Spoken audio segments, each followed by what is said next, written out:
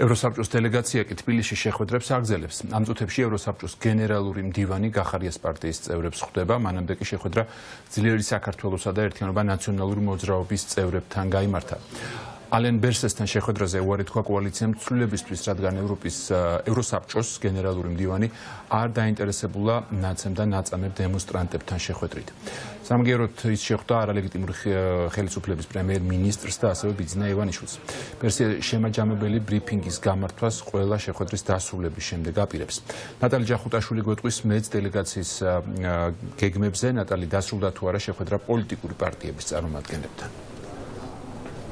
ოპოზიციურ პარტიებთან კონსულტაციები დასრულებულია. სულ ცოტა ხნის წინ გამოვიდნენ შეხვედრიდან გიორგი გახარიას თანაგუნდელები. მანამდე ინდივიდუალურ რეჟიმში ხდებოდნენ ევროსაბჭოს დელეგაციის წარმომადგენლები. სხვა ოპოზიციურ პარტიებს ამ შეხვედრებში მონაწილეობა მიიღეს ძლიერი საქართველოსა და ნაციონალური მოძრაობის ლიდერებმა და დღეს გახდა ცნობილი, რომ არ არის გამორიცხული საქართველოში ჩამოვიდეს წამების პრევენციის ევროპული კომიტეტი, რომელიც უშუალოდ ადგილზე შეისწავლის იმ ბრუტალური წამების ფაქტებს, რასაც ადგილი ჰქონდა ქართული ოცნების რეპრესიული აპარატის მხრიდან მშვიდობიანი დემონსტრანტების წინააღმდეგ. როგორც ვრცელდება ინფორმაცია, სავარაუდოდ ეს კომიტეტი საქართველოში ჩამოვა იანვრის თვეში და ასევე ამ შეხვედრის დასრულების შემდეგ პოლიტიკოსები ძალიან მკაფიოდ აცხადებდნენ, რომ ამ ორი დღის განმავლობაში ქართული ოცნება ცრუ ნარატივს ავრცელებს მიზანმიმართულად და საზოგადოება შეყავს შეცდომაში, რადგან არც ერთი ჩვენი დასავლელი პარტნიორი არ აღიარებს ქართულ ოცნებას და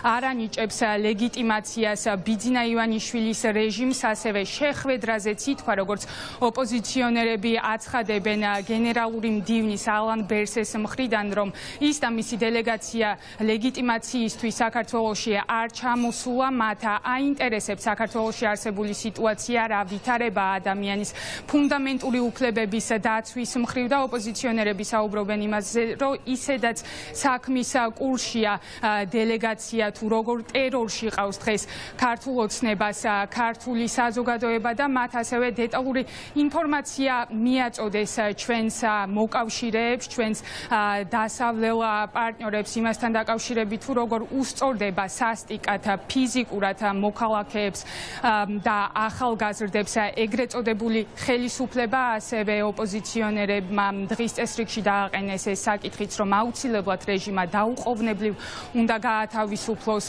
ყველა ეს პოლიტიკური პატიმარი და შეგახსენებთ იმასაც, რომ დღეს და არც გუშინ მედიასთან კომუნიკაცია არ ქონიათ დელეგაციის წარმომადგენლებს, მათ შორის არც გენერალურ მდივანს ალენ ბერსეს, თუმცა ჯერ კიდევ თვის დასაწყისში ევროსაბჭოს საპარლამენტო ასამბლეამ ძალიან მკაფიო განცხადება გაავრცელა საქართველოში მიმდინარე პოლიტიკურ პროცესებთან დაკავშირებით, სადაც სამი მოთხოვნა იყო წამოყენებული. ეს არის ის, რომ პირველ რიგში უნდა ჩატარდეს ახალი არჩევნები ქვეყანაში, ასევე მოითხოვეს სანქციების დაწესება ქართული ოცნების მაღალჩინოსნების მხრიდან და აქციაზე დაკავებულების დაუყოვნებლივ გათავისუფლება.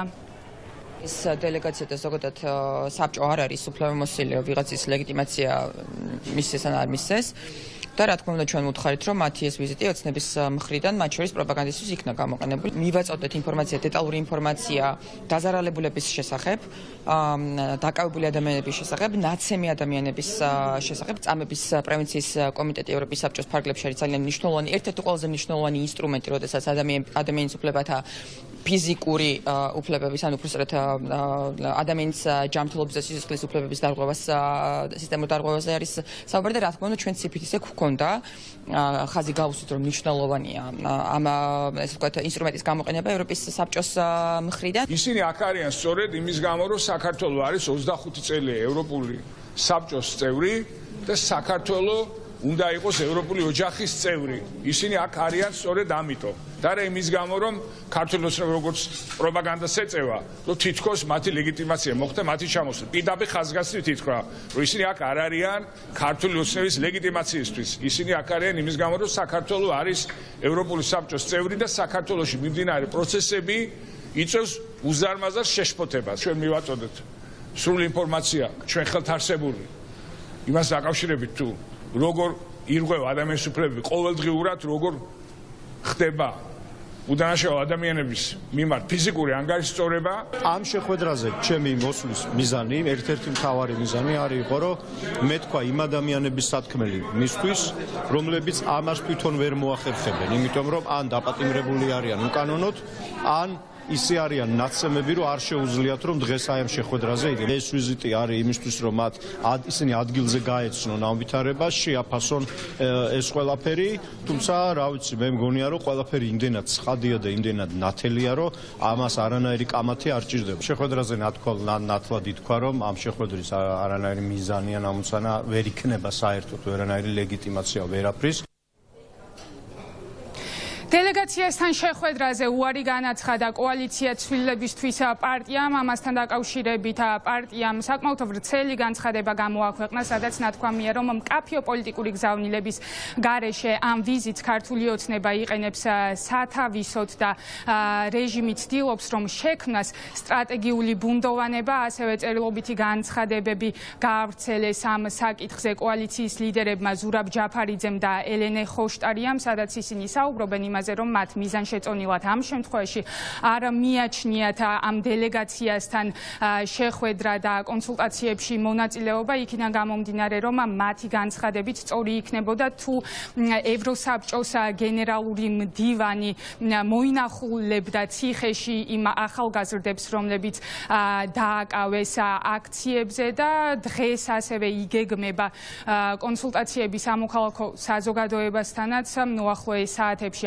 არასამთავრობო ორგანიზაციებიც შეხვდებიან დელეგაციის წარმომადგენლებს. უკვე მეორე დღეა, რაც ეს დელეგაცია თბილისში იმყოფება, გუშინ მათ შეხვედრები გამართეს დე-ფაქტო ხელისუფლების წარმომადგენლებთან, მათ შორის შეხვდნენ ბიძინა ივანიშვილსაც, თუმცა ამ შეხვედრების დასრულების შემდეგ არანაირი განცხადება მათი მხრიდან ჯერჯერობით არ გავრცელებულა. როგორც ჩვენ გვაქვს ინფორმაცია, ევროსაბჭოს გენერალური მდივანი ალან ბერსე ხვალ გამართავს პრესკონფერენციას მედიასთან და უპასუხებს ჟურნალისტების შეკითხვებს.